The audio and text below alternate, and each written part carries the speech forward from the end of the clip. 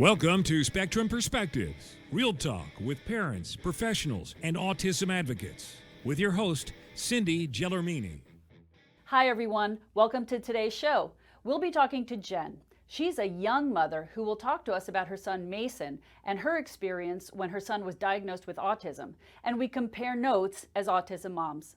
She'll share how her son got therapy and how it felt to stick her 3-year-old on a bus to go to school.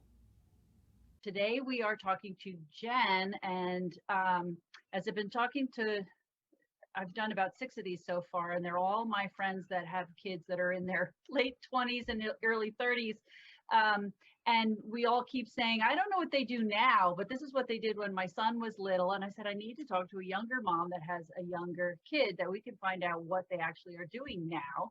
And Jen's a family friend, and she's the same age as my daughters. They grew up together, basically. So hi, Jen, welcome. Tell me, how are you? Tell me your 2 boys' names.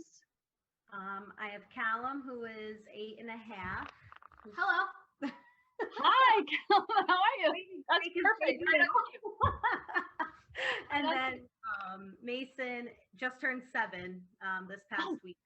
Oh my God, I thought you were going to say 5. God, they grow so fast. No, 7. Oh my gosh. He's wandering somewhere. I'm sure he'll pop in to see what's going on over here. Okay, good. We want to see them. Perfect. We want spontaneous. This is great. Yes. As I'm doing these interviews, everybody is like acting like, oh, everything's great, everything's wonderful. I'm like, no, it's reality. That's what I want. I want screaming in the background and yeah, you might get to make a child run in or something. That's okay, the reality. Okay, great. All right. That's so perfect. Okay. So, and it's funny because when I go to other people's houses for work and there's like noise of the dog barking and all this chaos going on, they're like, oh, I'm so sorry. I'm like, I don't even hear it. I don't even notice it. Hi, Mace. How are you? Hi. I see you're missing a tooth. Hi, man. Where's your tooth? Oh, Toy Story? We need There Toy was Story. two. Sorry. That's okay. There you go. Okay. Awesome. Just sit. Sorry. All right. So let's start from the beginning. Your pregnancy, we're mostly talking about Mace. Okay. So how was your pregnancy? It was normal? Everything was going okay along the way? Any kind of issue? Everything was pretty much normal. I forgot to look up what the technical term is, but I had extra amniotic fluid. So I want to say around 7 months, I had to go to the office. At that point, I think you're still going once a month or once every 2 or 3 weeks or something for your regular checkup. So I had to go once a week and they just measure the fluid level. So he was born a month early, really just because they were saying he was measuring large and I was a scheduled C-section. Anyway, so I had a C-section with my first pregnancy. So they usually do that, I think 2 weeks before your actual due date anyway. And then he ended up being born 2 weeks before that. So that's why I say he was really born a month early. Right. But he was born 7 pounds, 3 ounces, 20 inches. So he was normal size baby. Right. You know. Right. And no problems with the delivery. No, not with the delivery. He was a little jaundiced, so he, they had to keep him under lights, and his body temperature was a little low. So I didn't really get to see him much those first maybe 5 hours of him being born. But then after that, everything, was pretty much normal, and we left the hospital on time. Okay. Yeah, he was a little chunker, ate all the time. He was a tough baby. He only wanted me, probably because I was pretty much the only one around. My husband was at work a lot at that point. And it was tough, like, 7 in the morning to 7 at night. He kind of cried, pretty much majority of the time. And it wasn't like it was acid reflux or colic or anything like that. He wanted to always be held, wanted me holding him. He didn't want anyone else holding him if they were here. So When people came to kind of help me out, I was like, well, take care of my older one and let me just manage him, Yeah, I mean, other than that, he was pretty good. And then he would sleep good from 7 at night to 7 in the morning. Oh, we did. Yeah. Yeah. Thank God for that. Yes, that was my saving grace. So if I made it to 7 p.m. every night, I was good. Did he hit his milestones? Did he like crawl on time, walk on time, all that stuff? I want to say he didn't crawl. And I remember learning that after the fact when he joined early intervention. That was one thing that was mentioned to me, that like, that's typically a sign that something, is going on that's not adding up correctly, because they're supposed to crawl before walking. And I didn't know that. And so he got up, I want to say it was like 10 months, 11 months, a lot of pulling himself up and just kind of cruising, and then started walking. And then it was months later where he actually started crawling. Okay, but my son David did the same thing. He had no interest in crawling. He pulled up and cruised the couch instead, and you know, he doesn't have autism, so that's the first I've ever heard that that's a sign.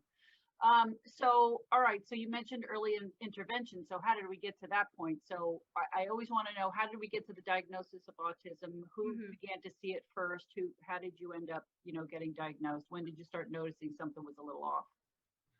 Well, I don't know. I guess I just kind of had, for lack of better terms, the blinders on, and I just going through the day-to-day motions, and everyone's fed and alive. So let's just keep powering through. So I was blindsided by his 18-month checkup.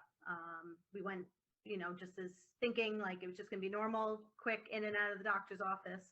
And when I had to fill out the little questionnaire, they said, she was like, well, we're not hitting, major milestones here. And she kind of chuckled and was like, well, we kind of failed the test. So we have to look into early intervention, which that was the first I had ever heard of it. Never heard of it before that. And even that, I didn't really know what early intervention, I never heard of it. So didn't know what it was. I was just like, okay, write it on a piece of paper. I'll Google it. I'll figure it out later. Right. And got home later that night, probably after they went to sleep. I'm sitting there talking with my husband about it. And I'm like, yeah, she said we have to contact early intervention. And, and I noticed he wasn't really talking much, because that was at 18 months at this point. So he had maybe 2 or 3 words, and it was just more or less sounds, not really words. It was like mama, dada. And not necessarily consistent either. And I don't, I think he always knew mama, but even the dada, I feel like he didn't really know that Chris was dada, he was just kind of rambling to have the motion of the word coming out. But if Chris was here right now, he said he definitely by like 9 or 10 months, he kind of noticed something was different with Mason than with Callum. He's like, just that interaction of before they could talk, where they're looking at you and handing you something like to help them. He's like, Mason never did any of that. And I, thinking back, I don't remember. I don't remember seeing any signs like that. But once he did get our diagnosis, he was like, I knew something was off. And, no one kind of gave me any attention towards that. Like, he did voice it a few times, and I'm like, they're fine, So yeah, it was at his 18-month checkup was when we kind of found out, and then went through the motions. We had to set up an appointment to get him evaluated. Who did you call? It was, I think it's broken up by county. So we called Somerset County, because that's where we live. And whoever I spoke with. How did you even know to call the county? Just from Googling you found out? Or? I think from Googling, yeah. Because I think she gave me she wrote down early intervention. And then when you just Googled early intervention, somehow you figured out you have to call your county. Yeah, I think it says it's broken up, like which county are you in? And you probably click the link, and then it gives you a number for Somerset County. So this is through the state or through the Board of Ed? No, through the state. This is through the state of New Jersey we're talking about. Yeah. Okay. And then what? And then you're assigned a case manager. She came over to our house and kind of clued me in on like what's going to happen with the process. So she met Mason. She interacted with him a little bit. She didn't really do much because that's not really her job. But then she was like, okay, we're having a speech therapist come to evaluate, an OT who will do OT, I guess, and kind of determine if PT needed to be involved as well. And then So you have no diagnosis yet. All you know is that he's not hitting his milestones and the doctor said he needs intervention, and that's it. Yeah. Okay. But I mean, with that being said, when you Google early intervention, there's a lot of stuff saying That starts popping up. throwing the autism stuff out. So and then you start looking into autism and it's like, oh wow, that might be what he has. So yeah. And so of course you know Robbie because you grew up with my girls. So now you're thinking, unfortunately, people used to ask me, like, when young moms had a kid that was newly diagnosed, they would say, could you talk to them? And I was like, I really don't want them to see Robbie because I want them to have hope. I don't want them to think their kid's going to end up as bad as Robbie. I want them to have hope that their kid's going to talk and they'll that things are going to be okay. So yep. So I'm sorry. No. Oh no. No, but at the same time, it did give me some sense of comfort. Like I have a person I can come to. I know I can talk to you and get the truth about stuff. And, and if I need to vent, I can call you. And there's been plenty of times where I want to call you at like 10 o'clock at night. This horrible day we had, Yeah. Yeah. I kind of had to change my, I had my moment and cried it out. And then I had to change my mind and just, okay, where do we go from here? Let's move forward and just kind of power through this and see how we can help him the best, which I know that's not easy for some people to do. A lot of people are, I don't want to say they're in denial, but there are some people that are out there. And I know people that their kids are 15 years old and they still haven't accepted it yet. So, everybody's different, but see, you did exactly what I did. It's like you cry about it, and then after a few days, you're like, okay, let's get this done. What do I need to do? Yep. Yep, exactly. It is what it is. So let's go. So, so the early intervention, they came to the house, or how did that work? They came to the house. They evaluated him. This was all very fast. It was when he was 18 months and 19 months. So it was like a 4-week span where people were coming, doing their evaluations. And they basically told me right from the end of their evaluation, like, he's significantly delayed in these areas. He is going to get early intervention. Your case manager will talk to you about how many hours and all that he'll qualify for.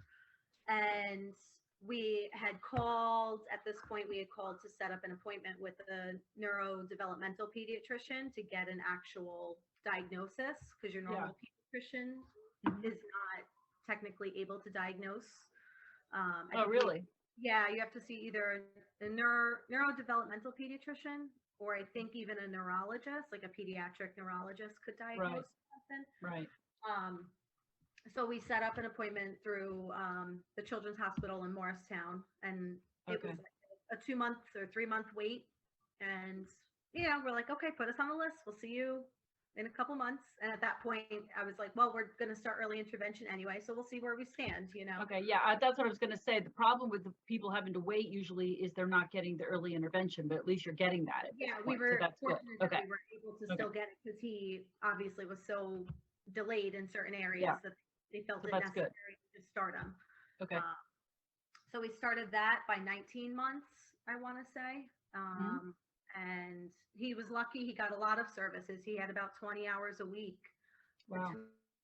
Between DI, which I guess is just kind of like the regular developmental intervention, I think is what it stands for, but kind of general, like playing, social skills, kind of just like your everyday therapy.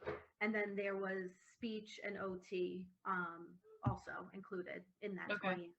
So we had about 4 therapists that were in and out of our house we had a whole schedule. It was a lot, but definitely, helped him. And So they were coming to your house for this, yes, and this was all paid for by the state? this was all through the state. Yes. Okay, so it didn't matter whether you had health insurance or not. No. I mean, I guess I don't know if it goes by your income, whether or not you pay for certain things. Did you ever talk to them about your income though? I think I can't remember, but I want to say I had to fill out something probably at the very beginning. Okay. Probably when we initially met with that case manager for the first meeting. Okay. So I think it had something to do maybe with income as well. But we were fortunate that we didn't pay for it. It was all through the state, and Yeah, 20 hours a week is really 20 good. hours a week the whole time. So we were then, short. so, I'm thinking for a mom that works full time, how would they be pulling this off? Because they're coming to the house and, so for those of you that want to know, Jen does my hair. So I know what you do for a living. So you're working like really only Fridays, Saturdays. So Yeah, you're at that home time during the week. I worked Friday and Saturday, and So you were able to arrange your work schedule around so that you could be home with them. Yep. So that they could come and do all the therapy. Yes. Right. And then the Fridays my husband worked, but my mom came to my house, and she sat in for his sessions. Right. They kind of gave you the option if you want to just kind of leave the room. So they basically took charge of the living room. Okay. And my mom would take Callum in the basement and kind of keep him out of the way. But then there were other times where they want Callum to interact with him, and they want you to interact. And so then they ask, if it's convenient and it lines up, and everyone's having a good day and all that, then you would interact with them as well. So were they doing anything to help train you with what to do with him? A little bit, like, again, if I sat in on the sessions, which I tried to majority of the time. At that point, Callum was 3, so he was going to preschool. And I think that was 3 or 4 days a week for like a half day. So I tried to arrange Callum's schooling with them coming to the house, so it would be just me. Right. Of course, certain days it didn't line up that way. Right. But yeah, they would try to help you kind of interact. And as time went on, after the first year, I wanted to be more involved with it. So I did want to sit in on as many sessions, and I wanted them to kind of give me homework and stuff like that and things to work on. Right. So, but I know if you, like with other parents that I've met, that do work full time, sometimes depending on where your child is, if they're in a daycare center or something, they were allowed, depending on the situation, sometimes they were allowed to go to the daycare and do the therapy there. Oh, okay. So, but again, I don't know much about that because I was home. So. Right. And that's why I want to talk to all different people to see how it works with different scenarios. Single moms and stuff, how do you work, that you got to work, how do you do this? Absolutely. So, okay. So, then you go to the doctor, the neurodevelopmental pediatrician, and what happened there? So we got him in, they actually called us and said there was an opening, like a month sooner than what we were scheduled for. Were we free? Did we want to take it? Of course we said yes. And we ended up, it was at 20 months we went there, and she did her test in the office, and that's when she was like, yep, he definitely is meeting all the markers for autism right now. And I don't know how she worded it with like the levels, but he was kind of like the moderate end of having autism. Okay, so it's interesting you brought that up because I'm on a couple of autism mom pages now on Facebook. And I see them saying levels, like they're saying my son is level 3 whatever. And I had never heard that before. They didn't talk about levels when Robbie was little. So I'm guessing that's something that's newer. And she said she's in Canada, and that's what they say there. So I didn't know if they did that here. So did so she said like, what did she say, like a level 2 or B or something. I want to say I've heard her use level 3 when we first got diagnosed, and I remember her saying he's like in the moderate range.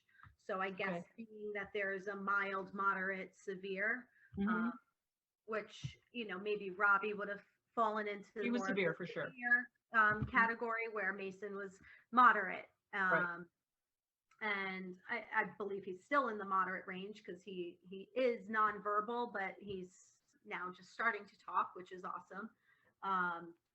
But I guess kids that are more verbal and interactive, they're probably more on the mild range, I guess.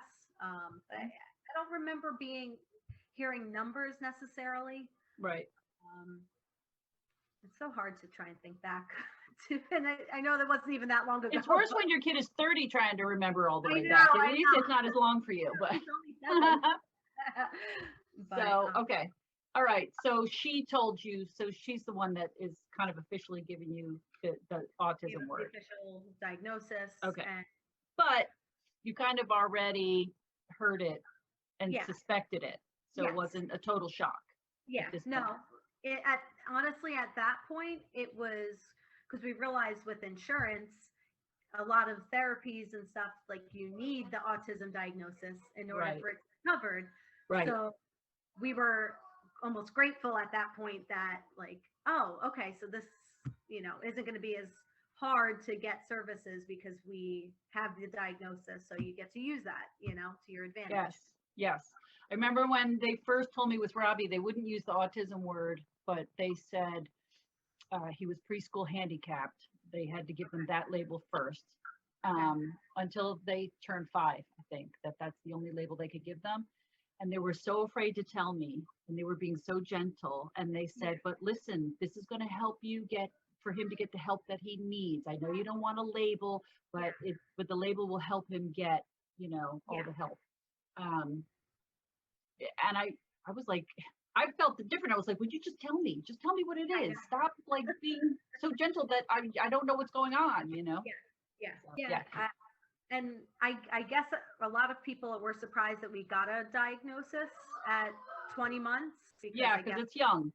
They don't really, probably just like what you're saying, they don't want to give labels necessarily yet. Yeah. But, it is what it is. Like, clearly he's meeting the markers for autism, so he probably is autistic. Right. That's not going away. So let's take it and let's go, Right. Right. So then he was in early intervention until 3. That's when they age out, and he was able to join our public school system. I live in Hillsborough, New Jersey. And here we have a pretty good, from what I gather, pretty good autism program that's been in play for the last several years. And I'm sure they're just going to, hopefully they keep expanding and making it better. But so he goes to a regular public school, but he has an inclusion class, like it's just his own class. He's in a ABA classroom, an autism ABA classroom. So. Okay, so that was my question. So it's only kids with autism in that class, and they use ABA, which, if you don't know what ABA is, go back and watch my first episode with Patty because she's a special ed teacher. Her son has autism, and she focused a lot on how important the ABA therapy is and how much it helped her son. It's applied behavioral analysis. Is what ABA stands for. But it's rewarding them and that type of thing. Okay, so that's how they were teaching the kids. All right, so that's the same. So in Robbie's school, his whole school was for autistic kids, but they used ABA. That's how they taught him. And what other people experience is if they have all different disabilities, it's harder to teach them. Whereas, because everybody's on different levels and has different ways of learning and blah, blah, blah. But if you have a class of just autistic kids, then everybody can use ABA and they're kind of Mhm. getting what they need. So Mhm. that's good. Okay. Yep. Okay. So he started when he was 3. So you put him on a bus at 3 years old, 3 years not old. talking. And Yep. was he riding the bus with other bigger kids? No, it was all preschool age kids. Okay. And were they all like special ed, or this is you're mixing typical kids in? Nope, all special ed. Okay. Okay. So, and most of them were in his class. Okay. Was as there an well. aide on the bus or no? Just a bus driver? No, there was an aide on the bus. Okay, good. I guess I think that's a must for any of the special ed kids. They have to have an aide on the bus. Yeah, which is good because you never know what's Yeah. going to happen. They take their seatbelt off and run around the bus or have a seizure or God knows what. Yeah. Yep. You know, he turned 3 and Bye. pulled up to the front of our house and I stuck him on it and it was like, bye, I'll see Yeah. you in a few hours. And it was a full day program. Yeah. So, Wow. How did you feel that day? you know. How did you feel? I think I definitely went in and I cried. And then I think I probably just sat around the house and did nothing that first day. But then, you know, afterwards, it's kind of like, oh, wow, this is kind of nice to be able to accomplish some stuff and go food shopping without 2 kids and, you know. Yeah. So got over it quick. Yeah. Were you, speaking of food shopping, were you able to bring him with you to the grocery store? Did he have meltdowns in the store or anything? No, he was always pretty good. And he was kind of on the petite side. So he fit inside the, you know, the The child cart up part, top. Yeah. for a while, probably for much longer than he probably should have been. Like he Mhm. probably still get him in there. But so it wasn't so bad. And you know, this day and age, obviously we all have iPhones and YouTube, and I know some people are very much against that, but that was our kind of saving grace for being able to go out to a restaurant, to go food shopping. If we're having a meltdown in the car, Yeah. it's like, here's the phone, relax, watch. Yeah. See, I didn't have that. We didn't have cell phones when Robbie was little. Yeah. So it's obviously there's bonuses and there's definitely negatives to the cell phones, but well, but it's even with typical kids. That's how parents get them to chill. You know? But yeah, he was good. He never really had much like meltdowns, and if he did, and both Chris and I were there, one of us would just leave and go sit in the car with him. You know. Does he have any behavior issues or stims or anything? He definitely flaps his hands a lot, especially when he's excited.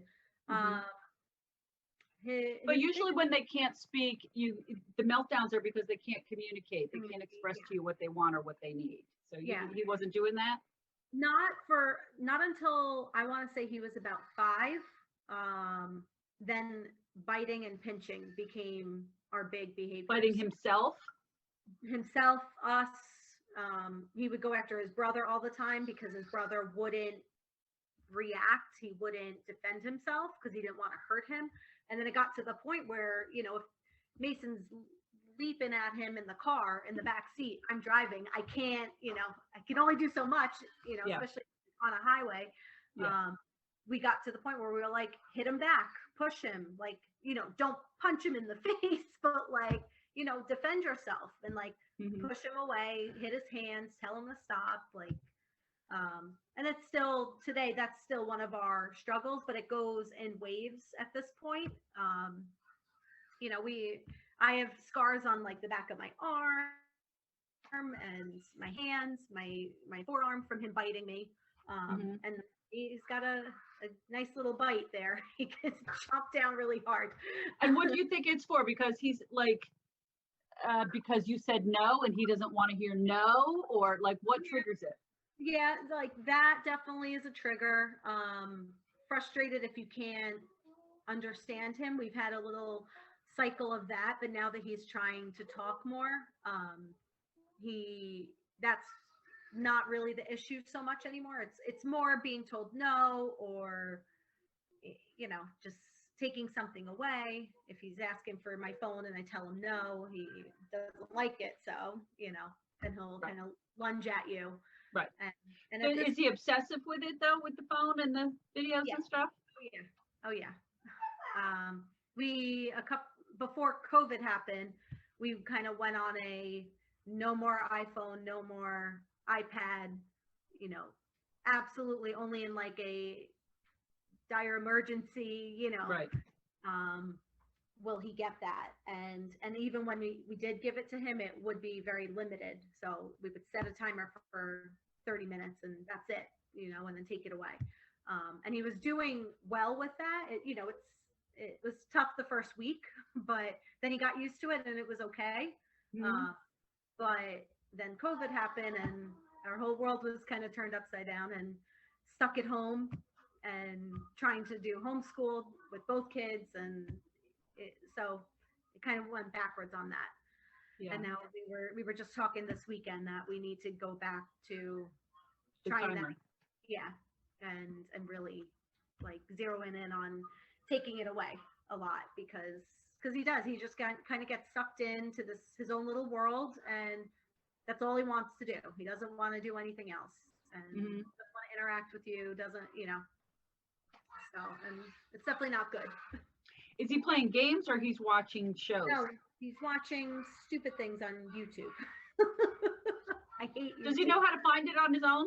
Yes, he does. And we've deleted YouTube countless times. And I don't know how Houdini manages, but he manages to find it in like search histories and stuff where I don't even know how to work my phone to that extent.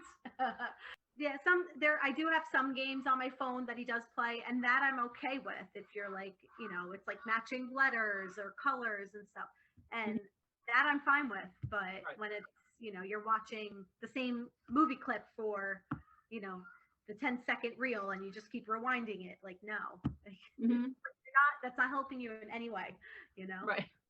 So. That's it for part 1 of Jen and Mason's story. Be sure to tune in for part 2 when Jen talks about how when Mason went to school, he began to speak, and the day the teacher called to say that he could read. I hope you enjoyed listening and it helped you gain a new perspective. To see the video version of the show, go to our YouTube channel, Robbie and Me, Autism Reality. If you're interested in buying our book series, Robbie's World and His Spectrum of Adventures, the link will be in our episode description, as well as my Instagram and Facebook pages.